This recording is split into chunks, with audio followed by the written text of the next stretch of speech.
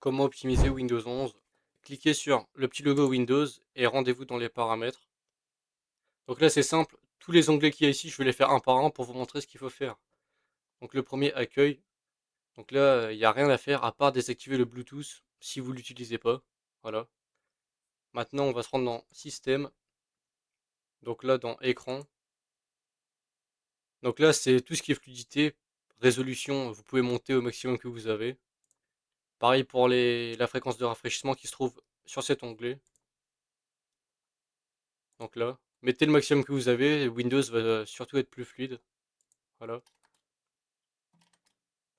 Maintenant, dans stockage, ça prend un peu de temps pour charger. Donc, ce qui va nous intéresser, c'est les fichiers temporaires. Tout ça, c'est les fichiers que Windows stocke qui ne servent plus à rien.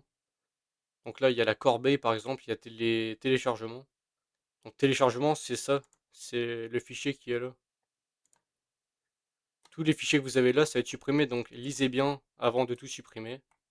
Décochez si vous n'avez pas besoin, puis après vous cliquez ici sur supprimer les fichiers. Voilà. Donc maintenant vous descendez tout en bas et information système.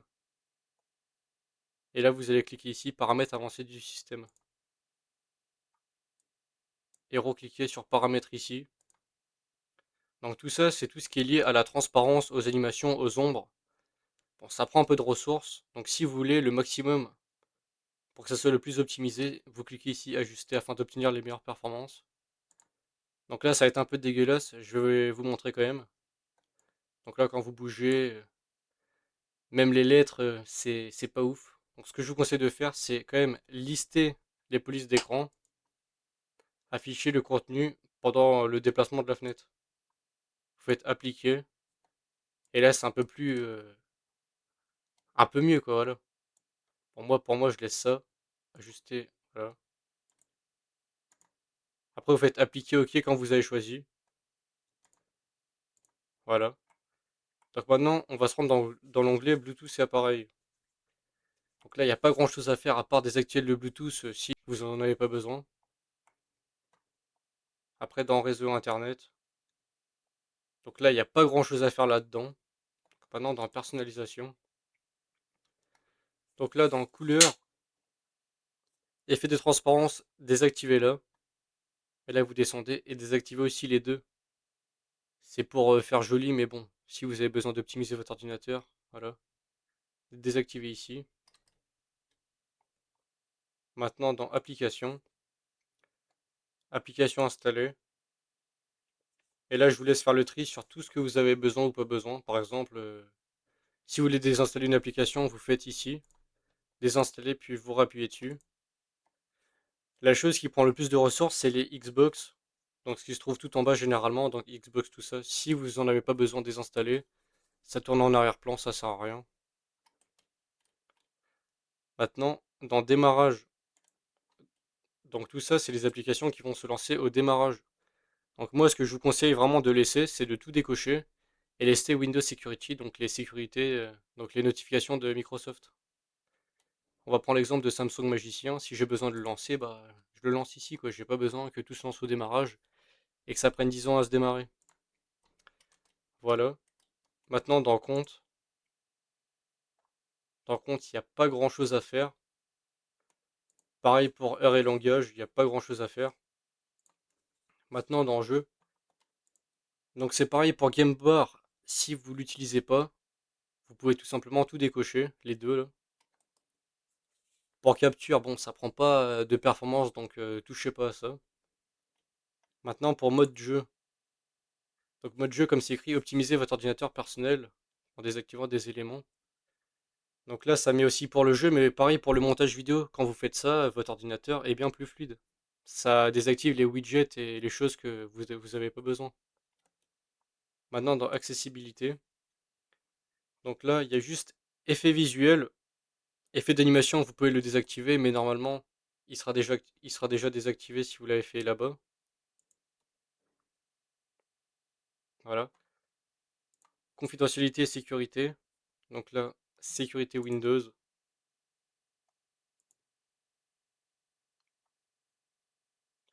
Donc là, les 5 ici, il faut qu'ils soient en vert. Si vous voyez que c'est en orange, vous cliquez dessus. Et normalement, il y aura une petite fenêtre avec écrit activé. Et là, il y aura une fenêtre CMD qui va s'ouvrir en disant oui ou non. Vous cochez oui. Comme ça va tout activer en sécurité. Et ça sera bon. Maintenant, les trois ici, le mieux c'est de désactiver parce que tout ça, c'est ce qui va envoyer vos informations à Microsoft. Donc on commence par général. Donc désactiver les quatre. Je vous laisse lire même si vous avez besoin. Afficher les notifications dans l'application paramètres. Bon, moi perso, ça me dérange pas, donc moi je le laisse activer. Pareil pour entrée manuscrite. Vous pouvez désactiver. Diagnostic et commentaires.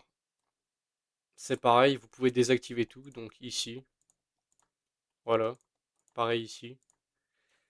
Supprimer les informations, tout ça. Vous faites supprimer ici aussi. Voilà.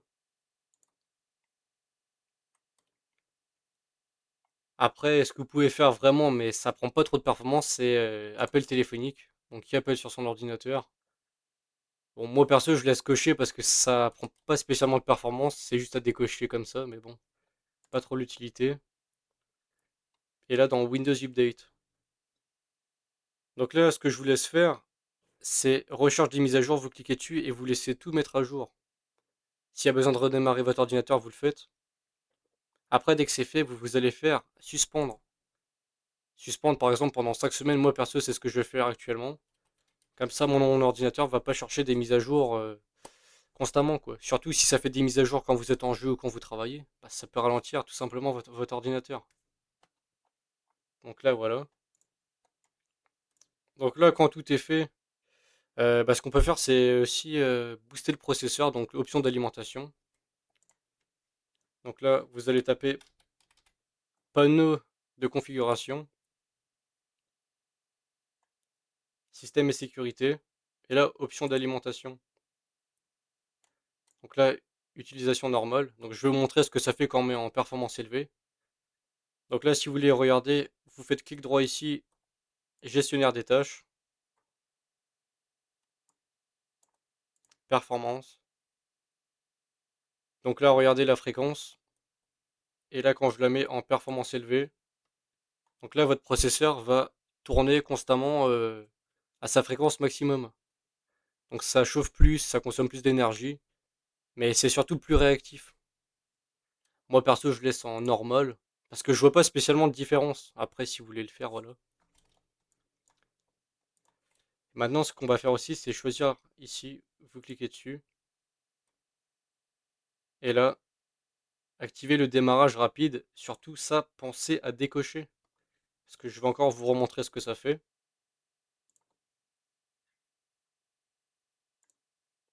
Donc là, regardez bien, durée de fonctionnement. Moi, ça fait 55 minutes que j'ai allumé mon ordinateur. Mais vous, c'est possible qu'il y ait écrit 6 mois, 1 an, peu importe. Et le problème, c'est qu'il y a toujours des données qui sont stockées dans votre RAM. Donc le mieux, votre PC démarre sûrement plus rapidement. Mais niveau optimisation, c'est pas ça, quoi.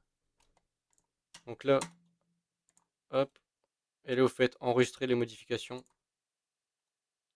Puis voilà. Bon bah c'est tout pour cette vidéo. J'espère que ça vous aura aidé au maximum. Puis je vous dis à bientôt.